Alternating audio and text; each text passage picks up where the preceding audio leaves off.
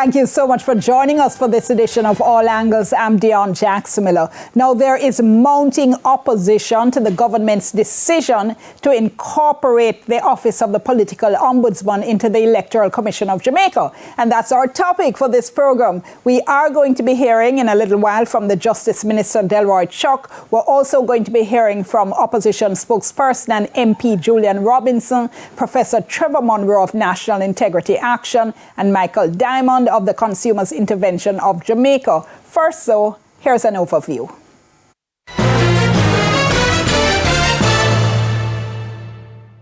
On Monday, February 5, a viral video circulated showing an altercation between the Jamaica Labour Party candidate for the Trinityville division in St. Thomas, Dean Jones, and a man in an orange shirt identified as businessman Wayne Walker.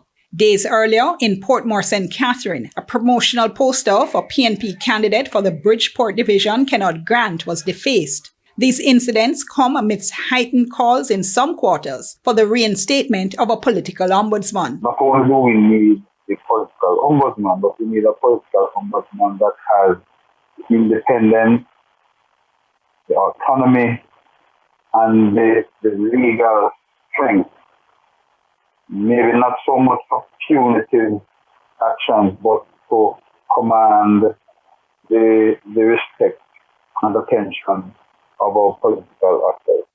The country has been without an ombudsman since the tenure of Donna Parchment Brown ended in November 2022. This was 20 years after the office was set up by the Political Ombudsman Interim Act in 2002. The Act says the political ombudsman is to investigate any action by a political party or its members or supporters which could breach any agreement or code or is likely to prejudice good relations between the supporters of various political parties. So the ombudsman can be seen as a referee monitoring breaches of the political code of conduct. The Act was supposed to remain in force until provision was made for the office of the ombudsman in the Constitution. Over the years, there have been criticisms that the office lacks teeth. Member of Parliament for South West St. Catherine, Everald Warmington, has for years called for the office to be scrapped, saying it had outlived its usefulness. In 2012, a parliamentary committee discussed the issue. Most members felt the office should be abolished. In 2018, former Prime Minister Bruce Golding of the JLP and former opposition leader Peter Phillips of the PNP said the office should remain.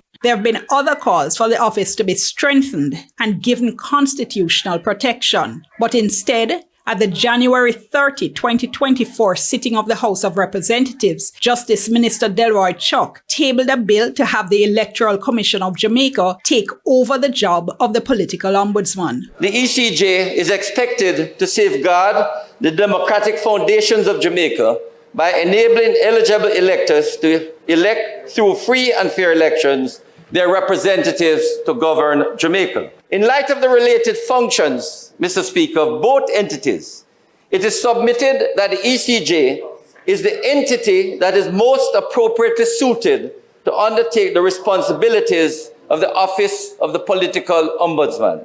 The opposition says this is a mistake. I think this is going down a dangerous and wrong path. I do not think that the ECJ commissioners should take on this function of being an adjudicatory body on political disputes in the heat of election campaigns. That is completely inconsistent with the way in which they have operated in the past. The fact that they will now have to deal with controversial issues that necessarily arise during a campaign, it has made me pause to think whether or not this institution that has become world-renowned is going to be subject to that level of controversy. And all along, we have said it repeatedly that it will happen.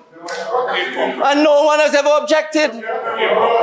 All of a sudden, Mr. Speaker, all of a sudden, at the 11th moment, there is objecting. Why are you objecting at the 11th moment?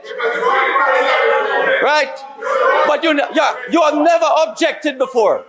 Despite the heated debate, the bill was passed in the House of Representatives on February 6, 2024. After carefully doing the math, we have 21 ayes and 7 noes In this instance, the ayes have it. Executive Director of Jamaicans for Justice, Michael Jackson, called it a backward step. We think it's a regressive step, and I think it's one that the country will come to regret. Should the the government of Jamaica rather, use its parliamentary majority to simply ram through another bill through Parliament, notwithstanding the objections that have been put forward.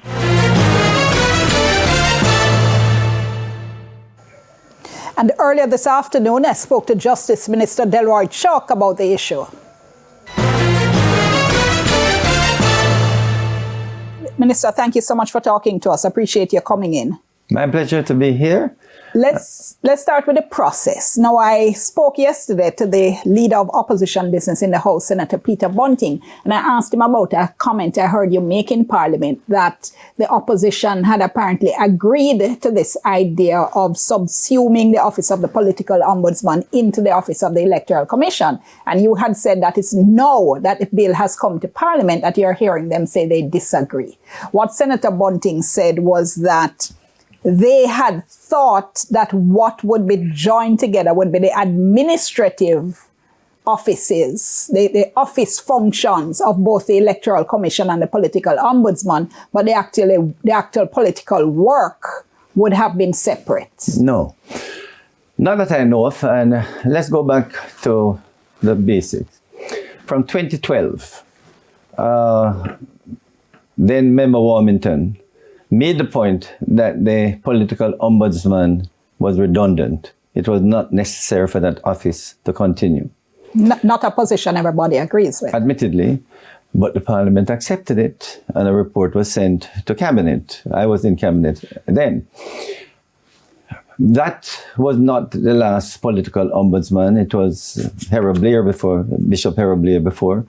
And at the end of his tenure in 2014, we were not in office, and the present, the last political ombudsman was appointed. That's Mrs. Parchment Brown. Mrs. Parchment. We did nothing, but we knew, and we did not want to remove her from office. We said as soon as her 7-year tenure expired, we're not going to renew her contract, or we're not going to appoint a new political ombudsman. That is well known. We said that we are going to definitely, I said it over and over, put the political ombudsman's office into the ECJ. In November 2022, her tenure came to an end and it was not renewed. Soon after, person started to ask, what are we doing about this office? And I repeat the position that we are going to subsume that office into the ECJ totally.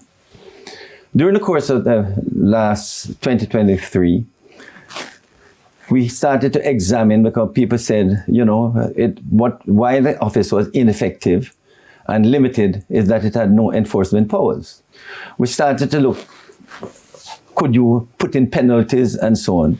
And the truth of the matter, we agreed that we should not criminalize the political code of conduct. Then we started to have discussion with the ECJ. We wrote them. I spoke to the chairman on several occasions. We had possibilities, such as have one single person from the ECJ be the political ombudsman. That was not agreed to, because that person could have been easily appointed. So what about the selected members? They said they did not like it. They want all 9 members to be the political ombudsman, indivisible. And I have on the record with a letter from the chairman saying that we have no problem taking on the role of the of the political ombudsman, but it must be indivisible in their determination. Just stop one moment for me. I just want to make sure our viewers are following, because as it now stands, the composition of the Electoral Commission is that the 2 major political parties have 2 representatives. Each nominate, those are the nominated members you speak of. So there are 2 JLP representatives, 2 PNP representatives, and then 3 independent representatives. 4 independent. And the director of elections. Correct, thank you. Okay. And so, those are referred to as the independent members as opposed to the nominated members. That is correct. So in none of these discussions with the ECJ, or in sending them the cabinet submissions, asking them to comment on the cabinet submissions before we take it up at cabinet. We gave them at least 3 cabinet submissions. They responded. At no time did the ECJ, on which there are 2 representatives from each of the political parties, say, we don't think this is a good idea. At no time. In fact, the correspondence basically give the impression, just tell us when. So the truth about it is that it kept going back and forth between Attorney General's chambers, OPC, Legal Reform Department, and it took too much time.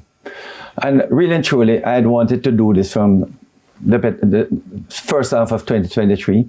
When the second half of 2022, I kept begging, let us finalize this thing.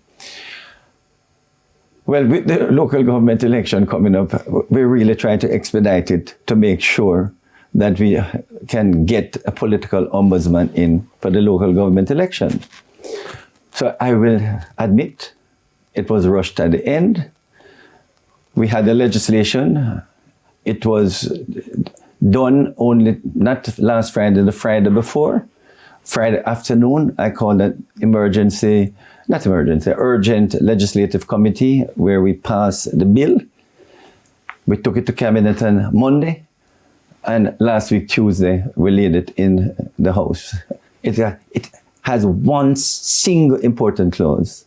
That is, the Electoral Commission of Jamaica will take on the role of the political ombudsman. Hold that thought for me, Mr. Minister. Let's go to break. When we come back, we'll pick up on that. We'll soon come. Remember, you can WhatsApp us 3810072, and we're on X as well, TVJ All Angles. Soon come.